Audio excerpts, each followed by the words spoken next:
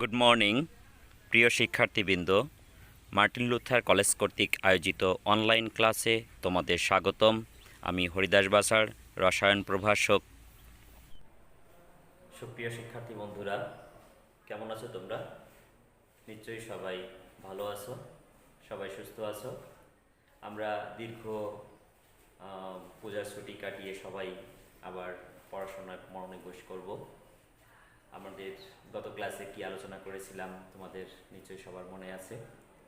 আমরা গত ক্লাসে পড়িয়েছিলাম কোয়ান্টাম সংখ্যা। কোয়ান্টাম সংখ্যার আমরা 4 প্রকারের কোয়ান্টাম সংখ্যা দেখেছিলাম। তার মধ্যে প্রধান কোয়ান্টাম সংখ্যা, যাকে আমরা বোর পরমাণু মডেল থেকে জেনেছিলাম যে পরমাণুর কক্ষপথগুলোকে যে কোয়ান্টাম সংখ্যার মাধ্যমে প্রকাশ করা হয়ে থাকে, অর্থাৎ একে এন দ্বারা প্রকাশ করা হয়ে থাকে। এন এর মান অনুসারে পরমাণুর শক্তি স্তরের সংখ্যা নির্দেশ করা হয়।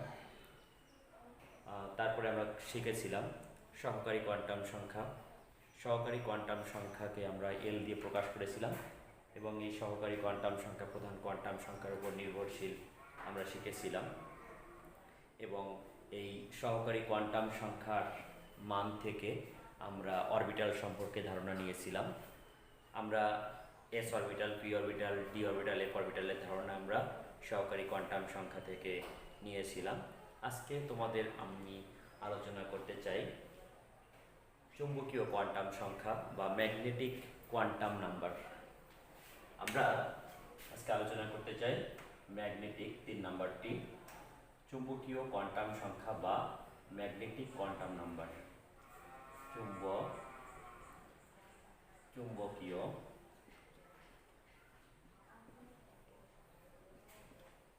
কোয়ান্টাম সংখ্যা।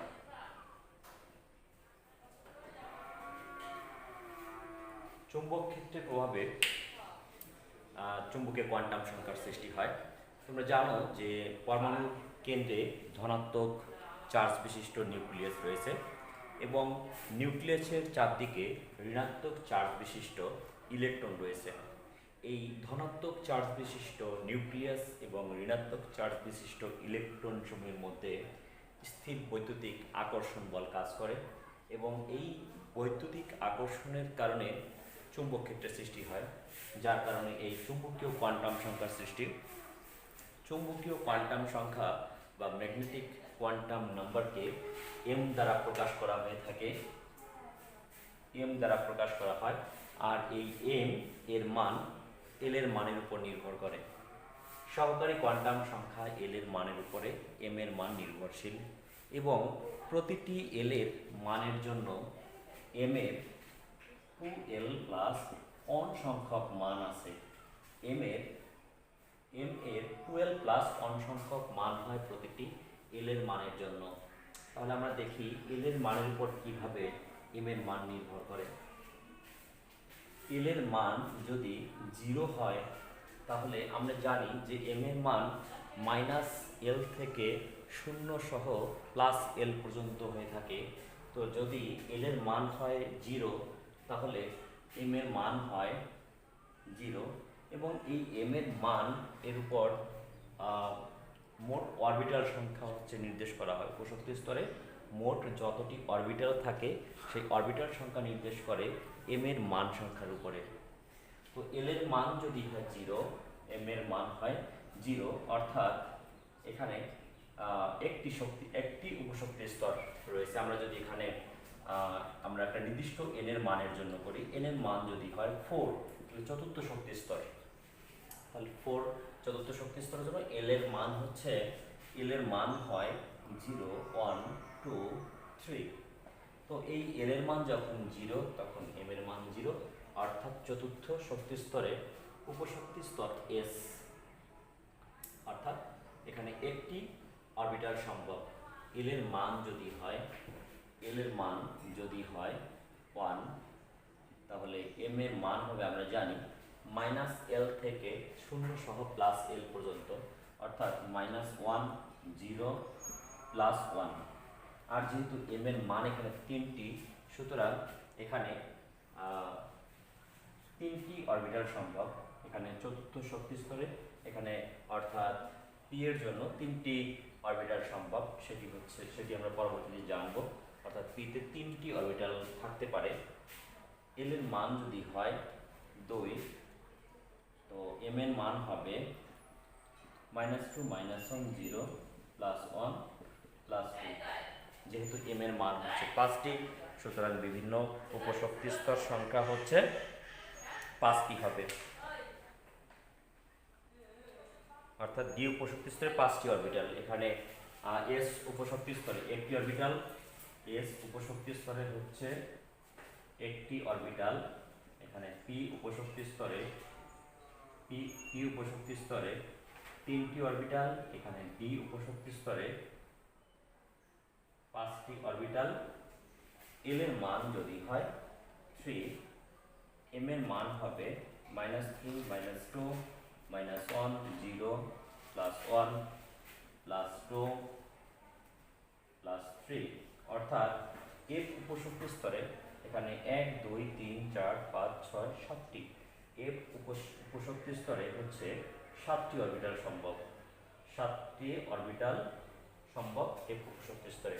এভাবে আমরা এম এর মান দিয়ে আমরা উপশক্তি স্তরে মোট কতটি অরবিটাল রয়েছে সেই অরবিটাল সংখ্যা জানতে পারি। এবং এটি হচ্ছে ত্রিমাত্রিক অক্ষ বরাবর ইলেকট্রনের অরবিটালকে হচ্ছে নির্দেশ করে এম এর মান, অর্থাৎ চুম্বকীয় কোয়ান্টাম সংখ্যা। যে কোনো উপশক্তি স্তরের মোট অরবিটাল সংখ্যা 12 + 1, যেখানে এল এর মান হচ্ছে 0 1 2 3 এরকম। যে কোনো উপশক্তি স্তরে সর্বোচ্চ মোট অরবিটাল সংখ্যা 12 + 1। যে কোনো উপশক্তি স্তরের সর্বোচ্চ ইলেকট্রন ধারণ ক্ষমতা, যে কোনো উপশক্তি স্তরের সর্বোচ্চ ইলেকট্রন ধারণ ক্ষমতা 2 × 12 + 1, যেখানে এল এর মান 0 1 2। এন এর যে কোনো মানের জন্য সর্বোচ্চ অরবিটাল সংখ্যা n²। এন এর যে কোনো মানের জন্য মোট অরবিটাল সংখ্যা n² হয়ে থাকে। যেমন n = 1 হলে এখানে n² হচ্ছে 1 হয়, n² 1। তখন প্রথম প্রধান শক্তি স্তরে অরবিটাল সংখ্যা একটি এবং তা হচ্ছে 1s। n যদি 2 হয় তাহলে n² হবে 4। অর্থাৎ দ্বিতীয় শক্তি স্তরে এখানে মোট অরবিটাল সংখ্যা হচ্ছে 4টি, এবং একটা হচ্ছে 2s আর 3টা হচ্ছে p, 2px 2py 2pz। n যদি 3 হয় তাহলে n² হবে 9, অর্থাৎ 9টি অরবিটাল তৃতীয় শক্তি স্তরে। তা হচ্ছে s এর হচ্ছে একটি, p 3টি এবং d হচ্ছে 5টি। মোট হচ্ছে 9টি অরবিটাল সম্ভব। এভাবে n। শিক্ষার্থী বন্ধুরা, তোমাদের কোয়ান্টাম সংখ্যার মধ্যে সর্বশেষ হচ্ছে স্পিন কোয়ান্টাম সংখ্যা বা ঘূর্ণন কোয়ান্টাম সংখ্যা। প্রতিটি ইলেকট্রনের সর্বদা নিজ অক্ষের চতুর্দিকে ঘূর্ণন বা স্পিন গতি থাকে। অক্ষ বরাবর ঘুরতে ঘুরতে প্রতিটি ইলেকট্রন নিজ অক্ষের কক্ষপথে আবর্তন করে থাকে। ঘূর্ণন বা স্পিন গতির কারণে প্রতিটি ইলেকট্রন একটি অতি ক্ষুদ্র চুম্বক ক্ষেত্র রূপে মৃদু চুম্বক ক্ষেত্র সৃষ্টি করে। ইলেকট্রনের স্পিন বর্ণনার জন্য যে কোয়ান্টাম সংখ্যা ব্যবহৃত হয় তাকে স্পিন বা ঘূর্ণন কোয়ান্টাম সংখ্যা বলা হয়ে থাকে। স্পিন বা ঘূর্ণন কোয়ান্টাম সংখ্যাকে এস দিয়ে প্রকাশ করা হয়। এই দুই রকম ঘূর্ণনের জন্য এস এর দুটি মান যথাক্রমে +1 অথবা -1 হতে পারে। এস এর মানের উপরও ইলেকট্রনের শক্তি কিছু পরিমাণে নির্ভরশীল। সাধারণ নিয়ম হলো প্রতিটি অরবিটাল বিপরীত স্পিনযুক্ত ভিন্ন মানযুক্ত দুটি ইলেকট্রন আবর্তন করতে পারে। তাহলে এই হচ্ছে আমাদের মোট কোয়ান্টাম সংখ্যা। 4 প্রকারের কোয়ান্টাম সংখ্যা রয়েছে। তো এই 4 প্রকারের কোয়ান্টাম সংখ্যা থেকে তোমাদের প্রতি বছর পরীক্ষায় প্রশ্ন করা হয়ে থাকে। যেমন তোমাদের একটি বোর্ড কোয়েশ্চেন আমি চলে যাব, যে এই কোয়েশ্চেনটি বারবার আসছে। বোর পরমাণু মডেল মতে চতুর্থ শক্তি স্তরে অর্থাৎ এন শেলে বোর পরমাণু মডেল অনুসারে এন শেলে আমরা জানি যে কে এল এম এন, কে থেকে শুরু, তাহলে কে এল এম এন, এন শেলে অর্থাৎ চতুর্থ শক্তি স্তর এনের মান যখন 4 তখন হচ্ছে এই এন শেল অর্থাৎ চতুর্থ শক্তি স্তরে। এখানে প্রশ্নটা চতুর্থ শক্তি স্তরের কোয়ান্টাম সংখ্যা এল ও এম এর মান হিসাব করে মোট অরবিটাল সংখ্যা এবং তাতে ইলেকট্রন ধারণ ক্ষমতা কত সেটি নির্ণয় করতে হবে। অর্থাৎ আমাদের এখানে নির্ণয় করতে এল এবং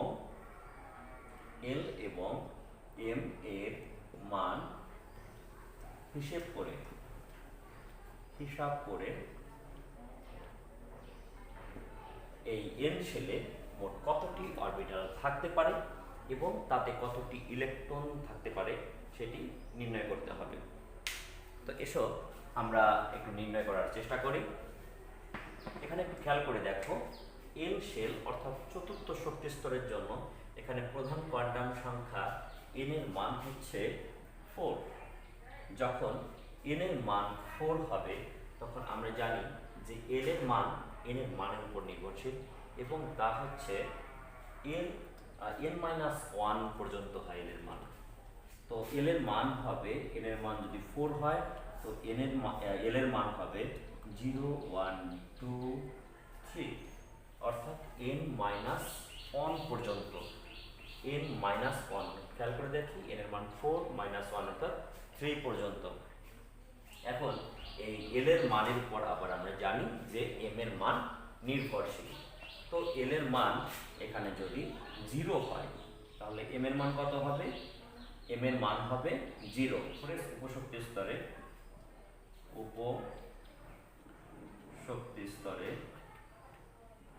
একটি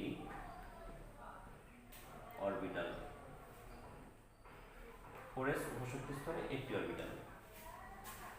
এল এর মান যদি 1 হয় তাহলে এম এর মান হবে -1 0 +1 অর্থাৎ 4p উপশক্তি স্তরে এখানে যেহেতু এম এর মান 1 2 3টি, সুতরাং 3টি অরবিটাল। এল এর মান যদি 2 হয় এম এর মান কত হবে আমরা একটু আগেই করেছি, তোমরা সবাই পারবে আশা করি, -2 -1 0 1 2 অর্থাৎ 4d উপশক্তি স্তরে এখানে এম এর মান মোট 1 2 3 4 5টি, তাহলে 5টি অরবিটাল সম্ভব। এল এর মান সর্বশেষ 3 এর জন্য এম এর মান হচ্ছে -3 -2 -1 0 1 2 3 অর্থাৎ 4f উপশক্তি স্তরে 7টি অরবিটাল সম্ভব। তাহলে আমরা দেখি চতুর্থ শক্তি স্তরে মোট অরবিটাল সংখ্যা কতটি। চতুর্থ শক্তি স্তরে মোট অরবিটাল সংখ্যা দাঁড়াচ্ছে, দেখো চতুর্থ শক্তি স্তরে মোট অরবিটাল সংখ্যা এখানে একটি পেয়েছি, এখানে 3টি 4টি 4 9 9 আর 7 16, মানে চতুর্থ শক্তি স্তরে মোট অরবিটাল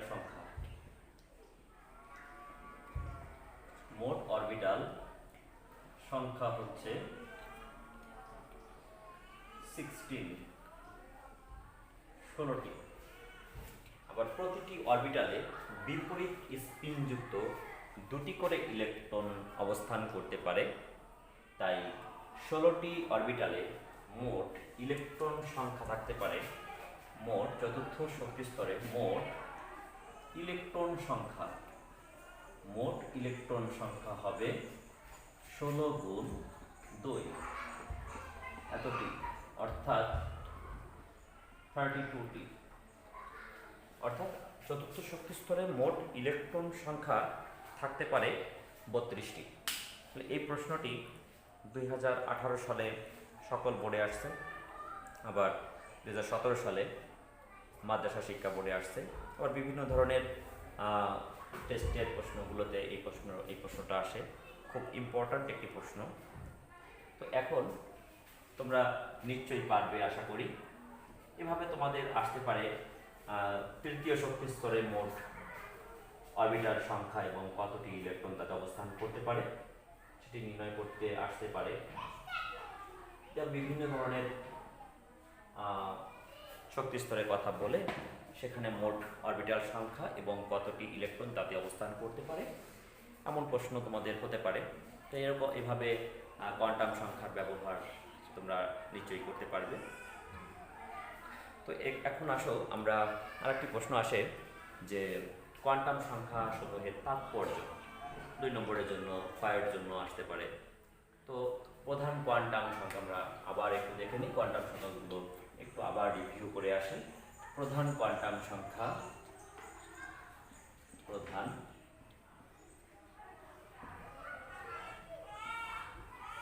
কোয়ান্টাম সংখ্যা বা প্রিন্সিপাল কোয়ান্টাম নাম্বার।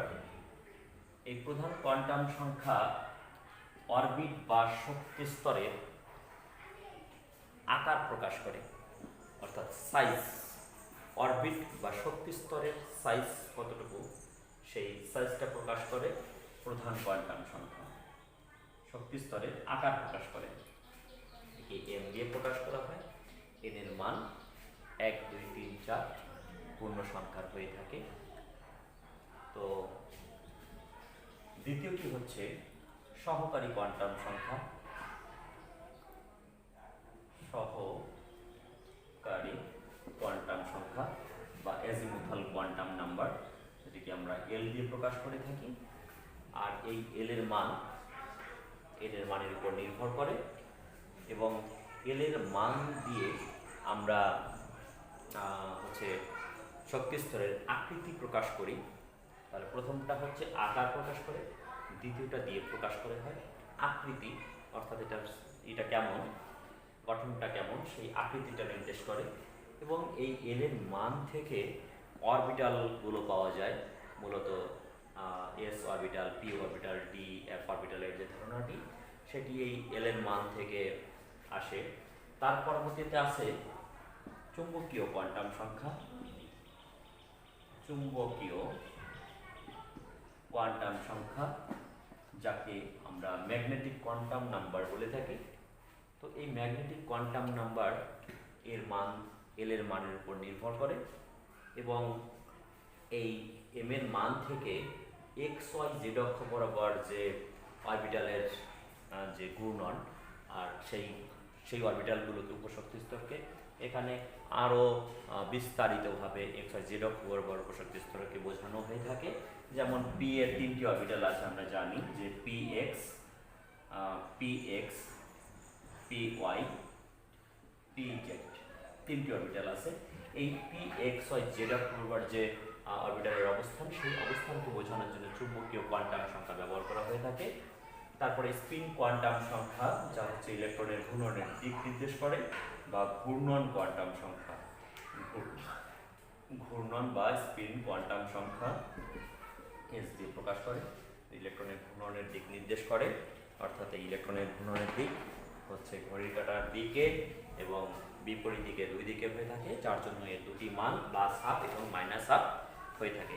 এই হচ্ছে 4টি কোয়ান্টাম সংখ্যার ভৌত তাৎপর্য। তো ভৌত তাৎপর্যগুলো একটু জেনে রাখতে হবে, পরীক্ষায় আসতে পারে। তো শিক্ষার্থী বন্ধুরা, এই ছিল আমাদের কোয়ান্টাম সংখ্যা। তো এই কোয়ান্টাম সংখ্যা আরও ভালো করে স্টাডি করতে হবে। ভালো করে স্টাডি করে তোমরা ভালো জানতে পারবে আরও। তো এরপরে আমরা আলোচনা করতে চাই পরমাণুর মূল কণিকা সমূহ সম্পর্কে।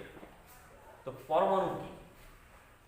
তোমরা ছোট ক্লাসে জেনেছ যে পরমাণু হচ্ছে মৌলিক পদার্থের ক্ষুদ্রতম কণিকা, যার স্বাধীন অস্তিত্ব নেই, তবে এটি রাসায়নিক বিক্রিয়ায় অংশগ্রহণ করতে পারে। তো পরমাণুর কেন্দ্রে থাকে, তোমরা জানো যে রাদারফোর্ডের পরমাণু মডেল থেকে আমরা দেখেছি যে পরমাণুর কেন্দ্রে থাকে নিউক্লিয়াস, এবং এই নিউক্লিয়াসের মধ্যে 2 ধরনের কণা আছে, আমরা জেনেছি ইতিমধ্যে, একটা হচ্ছে প্রোটন আর একটা হচ্ছে নিউট্রন। আর পরমাণুর বাইরে যে কক্ষপথগুলো রয়েছে সেই কক্ষপথগুলোতে হচ্ছে ইলেকট্রন থাকে।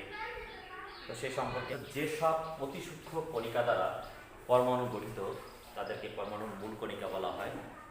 পরমাণুর মূল কণিকা দুই প্রকারের হয়ে থাকে, একটা হচ্ছে স্থায়ী মূল কণিকা আর একটি হচ্ছে অস্থায়ী মূল কণিকা। পরমাণু মূল কণিকা দুই প্রকারের হয়, একটা হচ্ছে স্থায়ী স্থায়ী মূল কণিকা আর একটি হচ্ছে অস্থায়ী মূল কণিকা। অস্থায়ী মূল কণিকাগুলোর মধ্যে কয়েকটি হচ্ছে নিউট্রিনো, অ্যান্টিনিউট্রিনো, পজিট্রন, অ্যান্টিপজিট্রন, পজিট্রিনো, মেসন, বোসন, পাই1, মি1 ইত্যাদি অস্থায়ী মূল কণিকাগুলো রয়েছে। কম্পোজিট কণিকা নামে আর এক ধরনের কণিকা রয়েছে, যেগুলো স্থায়ী এবং অস্থায়ী মূল কণিকা ছাড়া একটু ভারী ধরনের কণিকা, যেমন হচ্ছে আলফা কণা। তোমরা নাম শুনেছ অবশ্যই এর আগে। আলফা কণা, যাকে হিলিয়াম নিউক্লিয়াস বলা হয়ে থাকে। দুটি ইলেকট্রন যদি সরিয়ে নেওয়া হয় হিলিয়াম পরমাণু থেকে তাহলে হিলিয়াম নিউক্লিয়াস পাওয়া যায়। তারপরে ডিউটেরন কণা। তো ডিউটেরন কণা বা এই আলফা কণা এগুলোকে কম্পোজিট কণিকা বলা হয়ে থাকে। এছাড়া বিভিন্ন পরমাণুর নিউক্লিয়াসে প্রোটন এবং নিউট্রন সংখ্যার মিল এবং গড়মিলের উপর নির্ভর করে দেখা যাচ্ছে যে কয়েক ধরনের কণিকা হয়ে থাকে। যেমন এর মধ্যে আইসোটোপ আছে, তোমাদের সবার জানা আছে। আইসোটোপ আইসোটোপ তারপরে হচ্ছে আইসোবার,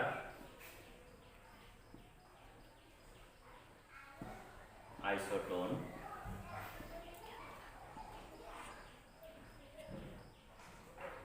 তিন ধরনের কণিকা হয়ে থাকে।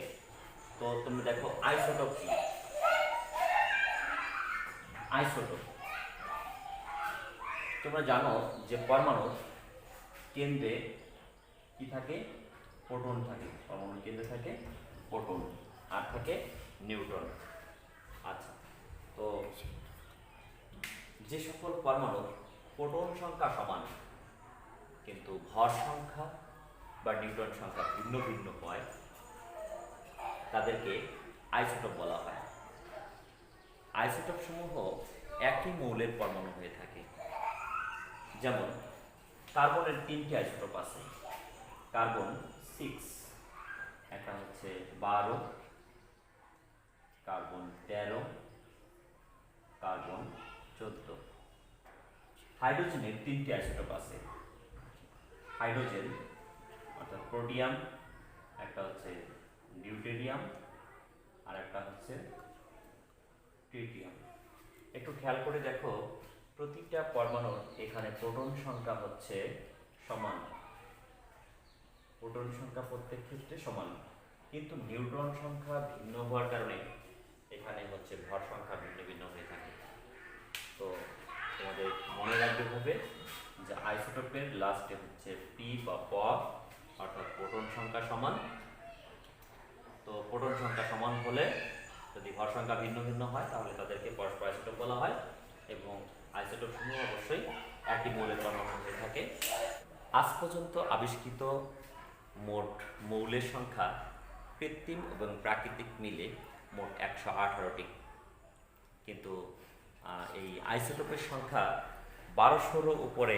তোমরা জানো যে আইসোটোপের সংখ্যা প্রায় 1200-র উপরে, 1300-র উপর, প্রায় 1300, 1200 উপর অর্থাৎ প্রায় 1300। আইসোবার কি? দেখো, যে সকল পরমাণুর ভর সংখ্যা সমান কিন্তু প্রোটন এবং নিউট্রন সংখ্যা ভিন্ন ভিন্ন তাদেরকে পরস্পরের আইসোবার বলা হয়। যেমন আমরা দুটি পরমাণু দেখি। একটা হচ্ছে কপার 64, 29, জিঙ্ক 64, 30। এখানে প্রোটন সংখ্যা দেখো ভিন্ন ভিন্ন, কিন্তু ভর সংখ্যা এখানে দুটিরই হচ্ছে 64। তাহলে এই দুটি পরমাণু জিঙ্ক এবং হচ্ছে কপার পরস্পরের আইসোবার। তো আইসোবারের লাস্টে দেখবা যে বার বা ভর সংখ্যা সমান কিন্তু প্রোটন এবং নিউট্রন সংখ্যা ভিন্ন ভিন্ন যদি হয় তাহলে তাদেরকে পরস্পরের আইসোবার বলা হয় এবং আইসোবার সমূহ ভিন্ন ভিন্ন মৌলের পরমাণু হয়ে থাকে। আর আইসোটোনের লাস্টে হচ্ছে টোন অর্থাৎ ন। এখানে যে সকল পরমাণুর নিউট্রন সংখ্যা সমান কিন্তু প্রোটন এবং ভর সংখ্যা ভিন্ন ভিন্ন তাদেরকে পরস্পরের আইসোটোন বলা হয়ে থাকে। যেমন কার্বন এবং অক্সিজেনের আমরা দুটি আইসোটোন দেখব। Carbon 614, oxygen 816। আমরা একটু কিন্তু ভর সংখ্যা এবং প্রোটন সংখ্যা ভিন্ন ভিন্ন তাদেরকে পরস্পরের আইসোটোন বলা হয়ে থাকে। এখানে দেখো প্রোটন সংখ্যা 6 এবং 8, নিউট্রন সংখ্যা এখানে হচ্ছে নিউট্রন সংখ্যা সমান 8 এবং 8, কিন্তু ভর সংখ্যা এখানে 14 আর 16। তো ভর সংখ্যা এবং প্রোটন সংখ্যা ভিন্ন ভিন্ন, কিন্তু নিউট্রন সংখ্যা এখানে 9 আমি বোল্ড দিয়েছি, এখানে 9 অর্থাৎ নিউট্রন সমান, ওখানে 12 অর্থাৎ ভর সমান, প অর্থাৎ প্রোটন সংখ্যা সমান।